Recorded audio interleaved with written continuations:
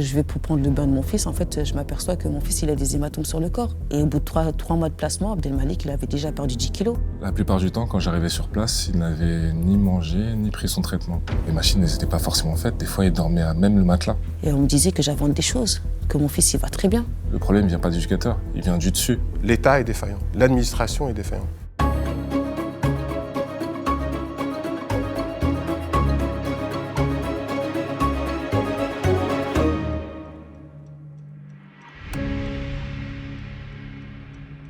Abdelmalik est un garçon de 12 ans, atteint d'un trouble autistique sévère non verbal, c'est-à-dire qu'il ne s'exprime pas avec les mots. Depuis 2022, il est placé sous la responsabilité de l'aide sociale à l'enfance et pris en charge dans une structure d'accueil non spécialisée. En moins de 8 mois, 2 événements ont conduit le jeune garçon à être hospitalisé, mettant en évidence une prise en charge inadaptée qui pourrait s'apparenter à de la maltraitance. Face à cela, les services sociaux cafouillent et se renvoient la balle. L'histoire d'Abdelmalik révèle la face cachée de la prise en charge des enfants autistes en France. Abdelmalik est né en banlieue parisienne. Depuis petit, il a un profil particulier. Il ne joue pas comme les autres, il ne parle pas, reste dans sa bulle. Allez, montre-moi comment tu te balances. Non, plus froid Abdelmalik. À ses 4 ans, le diagnostic tombe, il est atteint d'un trouble autistique sévère. Sa mère, qui l'élève seule, se heurte rapidement à des grandes difficultés de prise en charge de son fils. À l'époque, on me disait, écoutez, votre fils, pour l'instant, il peut aller dans aucun établissement, il ne peut pas aller en IME avant ses 6 ans. Donc, ça veut dire qu'il avait son suivi avec le CMP. Donc, on arrive à ses 6 ans, et de là, je fais ma première demande auprès des IME. C'était en 2017. Jusqu'à aujourd'hui, je fais des demandes, et jusqu'à aujourd'hui, j'ai toujours que des refus. De ses 4 ans jusqu'à ses 6 ans, il était suivi qu'avec un pédopsychiatre. Au début, on avait une fréquence de 3 fois par semaine. Après 2 fois, après 1 fois, après c'était plus rien. Si je ne sollicitais pas le pédopsychiatre, il n'y avait plus rien. Donc moi, avec le temps, je commençais à me poser des questions. Parce que je voyais que mon fils, il n'y avait pas d'orthophoniste, qu'il était non-verbal. Et il y avait un psychomotricien là-bas. Je ne comprenais pas pourquoi mon fils n'avait pas le droit d'avoir un psychomotricien. Le signalement, je l'ai eu, c'était suite quand j'ai dit au CMP, écoutez, je vais porter plainte contre vous pour défaut de soins. Le centre médico-psychologique accuse la mère de défaut de soins et alerte les services sociaux. Le dysfonctionnement de la prise en charge de son fils serait uniquement de sa faute. En 2021, une juge pour enfants décide alors d'une mesure éducative pour Abdelmalik. La mère réunit les éléments pour tenter de prouver sa bonne foi et s'apprête à demander la levée de cette mesure qu'elle pense inadaptée. Nous sommes en 2022 et peu avant son passage devant la juge, Setania Katé entend parler du Silence des Justes, une association qui s'occupe spécifiquement des autistes atypiques comme son fils. L'association dit avoir une place pour Abdelmalik et se dit prête à l'accueillir, mais prévient la mère, au Silence des Justes, on ne prend que les enfants placés à l'aide sociale à l'enfance par décision de justice. Or justement, une juge pour enfants doit se prononcer sur l'avenir d'Abdelmalik. Setania Katé saisit l'opportunité. Au lieu de défendre la levée de la mesure éducative, elle plaide pour un placement à l'aide sociale à l'enfance à la condition qu'Abdelmalik soit accueilli au Silence des Justes. C'est là qu'un immense imbroglio commence. Une fois que l'ordonnance a été faite, que l'ASE il se met en lien avec moi, on me dit écoutez, finalement votre fils, il ne peut pas aller au Silence des Justes. Alors là, je ne comprends plus rien. Non seulement il ne va pas aller au Silence des Justes, mais on ne compte pas me rendre mon fils en fait. Abdelmalik est pris en charge et hébergé dans une association nommée la APIS, dans le cadre d'un dispositif financé par le département de l'Essonne où vit la famille. Ce dispositif est porté sur les soins des enfants placés et principalement sur les problématiques de comportement. Il n'est donc pas spécialisé dans l'autisme. On me dit écoutez madame, on a trouvé une association qui s'appelle l'APIS dans le 91. Ils ont 2 IME qui leur appartiennent. En journée, il irait dans l'IME en question. Et le soir, il irait dormir dans un centre pour polyhandicap. Rapidement, Setania Katé se rend compte que quelque chose ne va pas. Pendant que je vais pour prendre le bain de mon fils, en fait, je m'aperçois que mon fils, il a des hématomes sur le corps. Et au bout de 3 mois de placement, Abdelmalik, il avait déjà perdu 10 kilos. Avec le temps, j'échange avec les éducateurs. Et là, j'apprends que, en fait, mon fils, il n'est pas en IME. Il n'est pas dans un centre pour polyhandicap. Il est dans un appartement. J'ai alerté l'ASE, la juge, et on me disait que j'invente des choses, que mon fils, il va très bien. Que oui, bon, c'est un petit peu compliqué parce que quand même, c'est un enfant autiste hétéro-agressif. C'est pas facile pour lui. Puis d'ailleurs, il n'y aura aucune IME qui voudra de lui. Et il se retrouve avec des étrangers. Quand je dis des étrangers, c'est que des personnes qui ne sont pas du tout formées à l'autisme. Chaque semaine, c'est des éducateurs différents. Régulièrement, les services sociaux produisent des rapports à destination de la juge des enfants. Dedans, ils y accusent la mère d'être non seulement à l'origine de la situation, mais aussi de se montrer véhémente et agressive. En revanche, leur prise en charge serait parfaitement adaptée et les journées types proposées à Abdelmalik idylliques. La constance ainsi que l'investissement des professionnels avec et envers lui ont permis à Abdelmalik de s'ouvrir et d'afficher un visage plus apaisé et moins agressif. De nouveau, madame n'est pas dans une démarche de collaboration. On peut se demander si le corps d'Abdelmalik n'est pas ici utilisé par madame pour exprimer ses revendications. Une journée typique avec Abdelmalik. Il se réveille de bonne heure, 6h40, 7h, on lui fait sa toilette, on l'habille, et ensuite on lui donne son petit déjeuner. Pendant la matinée, Abdelmalik s'amuse à lancer son doudou ou joue avec son jeu qui lance des bulles. Midi ou 12h30, il prend son déjeuner. Aux alentours de 14h45, 15h, on fait une petite sortie. Le retour à la maison se fait entre 17h30 et 18h. Après avoir fini sa douche, Abdelmalik mange son repas. On donne son traitement aux alentours de 20h15, 20h30 et je mets Abdelmalik au lit à 20h45, 21h. Nous avons retrouvé un éducateur, à l'époque veilleur de nuit, qui a suivi Abdelmalik quelques mois. Il s'appelle Jimmy, il a 34 ans, et malgré le risque pour son avenir professionnel, il a accepté de témoigner, à visage découvert, des conditions d'accueil du jeune garçon. Et ce qu'il raconte est loin de la version idéale des services sociaux. Entre 21h30 et 22h, normalement Abdelmalik devait avoir pris ses médicaments, enfin son traitement et son repas. La plupart du temps, quand j'arrivais sur place, il n'avait ni mangé, ni pris son traitement. Et des fois, même, sa protection n'était pas changée. Je pense qu'il y a eu beaucoup de laisser-aller par rapport à ça. Normalement, le soir, ils étaient 2, mais des fois, ça arrivait qu'ils soient 3, 4. Donc des personnes qui n'avaient rien à voir avec Abdelmalik, ou qui n'avaient peut-être rien à voir avec la PISE. Ça jouait à la PlayStation, ça rigolait bien, mais à côté de ça, le jeune, il n'avait pas mangé, il n'avait pas pris ses traitements. Des fois, Abdelmalik, il se réveillait vers 3h, 4h du matin, et il avait faim. Mais quand j'allais dans la cuisine, il n'y avait pas forcément de quoi lui donner à manger. Un matin, j'ai appelé un chef de service, et je lui ai prévenu que j'ai donné quelque chose de personnel. Normalement, j'ai pas à le faire. Le coordinateur, à ce moment-là, m'a dit qu'il avait donné du budget aux collègues pour qu'ils puissent aller faire des courses 2 jours auparavant. Mais ça n'a pas été fait. Quand je remontais justement ce genre d'informations, je voyais pas tellement de changement en fait. Pas tellement. Sinon, c'était un changement, mais ça durait sur 1 ou 2 jours. Et après, vous revenez la semaine suivante, chasser naturel revient au galop en fait. Choqué, Jimmy a même filmé l'appartement dans lequel il est intervenu. Nous sommes au printemps 2023 et voici où Abdelmalik est hébergé.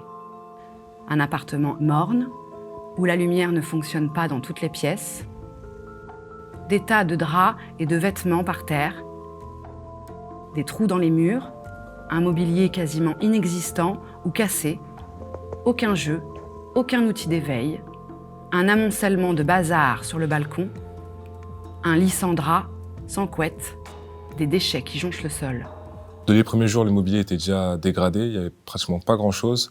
Et quand je suis parti, c'était encore pire. Les conditions d'hygiène, c'était déplorable. Il y avait même des soucis de machines à laver, etc. Donc les machines n'étaient pas forcément faites. Des fois, ils dormaient à même le matelas. À chaque fois que j'arrivais là-bas, j'appréhendais. Je me demandais qu'est-ce qui va se passer aujourd'hui. Nous avons montré à Jimmy le rapport qui fait état de l'organisation des journées types d'Abdelmalik. Et l'éducateur semble dubitatif. J'émets des doutes. Je pense qu'ils ont dû faire certaines choses avec Abdelmalik, mais toutes les journées n'étaient pas rythmées. Par rapport à sa pathologie, il est autiste, on se doit d'organiser les journées au mieux. J'ai travaillé en masse pendant 1 an, je sais de quoi je vous parle, donc ça passe par des pictogrammes pour présenter la journée aux jeunes, donc même pour communiquer avec les jeunes tout simplement. Absence de pictogrammes, absence de protocole par rapport à Abdelmalik pour tout ce qui est gestion de crise, tout ce qui est alimentaire. Quand on arrive en poste, On se fait des transmissions orales et on lit les transmissions écrites depuis la dernière prise de poste. Il n'y avait pas possibilité de le faire puisqu'il n'y avait pas de cahier de transmission. Moi, j'avais tendance à cibler les éducateurs, mais le problème ne vient pas des éducateurs, il vient du dessus. Parce que si les éducateurs étaient bien supervisés, ce genre de choses, ils n'arriveraient pas. Le 23 juin 2023, le sort d'Abdelmalik doit de nouveau se jouer devant la juge pour enfants. On a un dossier comme ça, d'éléments, qui prouve qu'Abdelmalik est en maltraitance. Sauf qu'on arrive à cette audience, la juge, elle veut pas regarder nos éléments. Elle dit qu'elle fait confiance à la protection de l'enfance, en disant que ça fait des années qu'elle travaille avec ce service, et que donc, du coup, qu'elle n'a pas besoin de mes éléments, et qu'elle pense que c'est moi qui ai un problème psychologique ou psychique. La magistrate prononce le maintien du placement d'Abdelmalik. 3 jours plus tard, le garçon est admis aux urgences. Nous nous sommes procuré le rapport d'admission à l'hôpital. Ce jour, alors que la fenêtre était ouverte, on aurait retrouvé le garçon tombé du 2e étage. L'éducatrice était en train de passer la serpillière dans le couloir. Quand elle a entendu le boom, elle est partie voir tout de suite à la fenêtre et l'aurait vu se relever sans perte de connaissance. Un doudou a été retrouvé sur la barre de la fenêtre. Le directeur de la PIS, il m'appelle à 15h en me disant que mon fils il est à l'hôpital, mais de ne pas m'inquiéter, qu'il va très bien. Et de là, il me dit non, vous inquiétez pas, comme chaque matin, il y avait une éducatrice qui nettoyait son appartement, elle a ouvert grand la fenêtre, il y avait un tapis mouillé au bord de fenêtre, on pense que votre fils il aurait glissé. Il s'est jeté, qu'est-ce que vous me racontez? En fait, je comprends plus rien là. Il enchaîne, il me dit non, vous inquiétez pas, ne venez pas, surtout ne venez pas, il va très bien. L'enfant s'en sort sans fracture. La mère porte plainte pour maltraitance et fait appel de la décision judiciaire de prolongement du placement. À la APIS, une enquête interne est lancée pour comprendre les circonstances de cet accident. Abdelmalik est déplacé dans un appartement au rez-de-chaussée. Mais le 19 janvier au soir, un peu moins de 8 mois après sa chute du 2e étage, Abdelmalik est de nouveau hospitalisé. Cette fois, il a avalé de la peinture et des vis. Ce soir, vers 18h30, l'éducateur aurait trouvé Abdelmalik avec de la gouache noire sur le pourtour de la bouche et en train de mâchouiller. La petite de 8 ans dans le foyer aurait laissé la gouache noire à côté d'Abdelmalik. Les vis seraient dans un sachet dans une armoire fermée et ce serait la petite de 8 ans qui l'aurait pris de l'armoire et mise à côté d'Abdelmalik. Nous avons contacté la APIS, l'association qui prend en charge le jeune garçon. Sans retour pour le moment. De son côté, le département de l'Essonne, de qui dépend l'aide sociale à l'enfance, nous affirme que les enquêtes internes déclenchées après les hospitalisations du jeune garçon n'ont pas, je cite, révélé de manquement de la part de la structure. La mère et son avocat, maître Hosni Mahati, apportent un complément à la première plainte déposée par Setani Akaté à l'été 2023. Et à cette occasion, l'avocat se rend compte que le parquet d'Evry ne l'a toujours pas traité. Pour maître Mahati, c'est le signe qu'à tous les niveaux de l'administration, on ne prend pas en considération les dires de la mère d'Abdelmalik. Il faut comprendre que quand un enfant est placé, dans l'esprit de l'institution, de l'administration de façon générale, l'ASE plus particulièrement, on part du principe que la mère est défaillante. Et donc cette défaillance, cette idée de la défaillance, on va la retrouver tout le long finalement de ce parcours judiciaire. Il y a un mécanisme de défense qui consiste à dire que le problème, c'est la maman. On a des gens qui sont dans une posture moralisatrice et qui, parce qu'ils sont censés incarner l'expression de la puissance publique, tombe dans des travers qui relèvent d'un sentiment de toute puissance. Et donc on dépouille Mme Niakaté de toute capacité d'appréciation de la réalité de son fils. Elle est disqualifiée. Et lorsqu'elle essaye, avec les moyens qui sont les siens, de dire non, ce n'est pas possible, eh bien, elle a toujours tort. Quoi qu'il arrive, on a décidé, c'est un biais qu'il y a chez eux, qui consiste à dire que, in fine, elle a tort. Le 24 janvier 2024, coup de tonnerre. L'aide sociale à l'enfance change complètement de braquet. L'aide sociale à l'enfance sollicite dans l'intérêt d'Abdelmalik un accueil dans un établissement spécialisé dans l'autisme, le Silence des Justes apparaissant comme la structure appropriée et prête à cet accueil dans le cadre d'un placement direct. Mais le Silence des Justes a toujours refusé ce type de placement direct, pour des raisons de suivi financier et pour éviter de se couper de l'accompagnement par les équipes de l'ASE. Le 13 février 2024, l'ASE annonce à la mère sa décision. En raison de ce refus, couplé à l'absence de convention entre le département et le Silence des Justes, il serait impossible de placer Abdelmalik dans cette structure. Nous n'avons pas envisagé de signer une convention directe entre l'ASE et le Silence des Justes, nous dit le département de l'Essonne.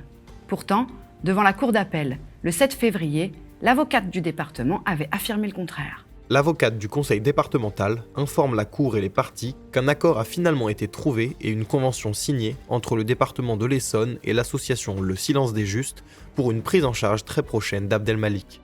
Compte tenu de cet élément nouveau, Madame Niakaté et son avocat indiquent se désister de l'appel, faisant valoir que cette orientation, certes tardive, correspond à la préconisation du juge des enfants et à leur attente.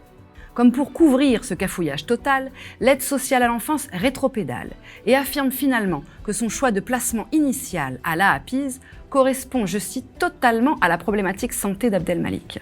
Or, le département de l'Essonne reconnaît auprès du média l'absence d'une prise en charge adaptée au handicap d'Abdelmalik, en contradiction avec son propre service de protection de l'enfance. Le département précise aussi que cette carence n'est pas la sienne, mais celle de l'État.